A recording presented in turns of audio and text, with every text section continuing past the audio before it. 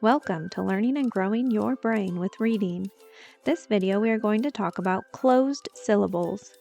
What is a syllable? A syllable is a word having one vowel sound, with or without surrounding consonants, forming the whole or a part of a word.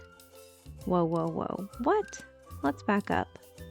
Every syllable has a vowel in it. Do you remember your vowels and consonants? Vowels are A, E, I, O, U, and consonants are, well, all the other letters. Let's look at the word mop. Mop has a short ah sound because it's closed off with that P.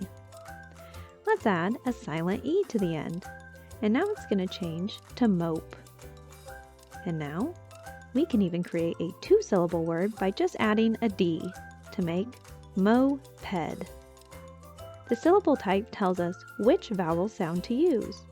We are going to focus on the short vowel sound in our closed syllable pattern.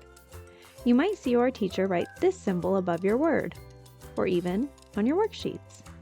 This is to signal to your brain, hey, use the short sound. Alright, let's look at the word map.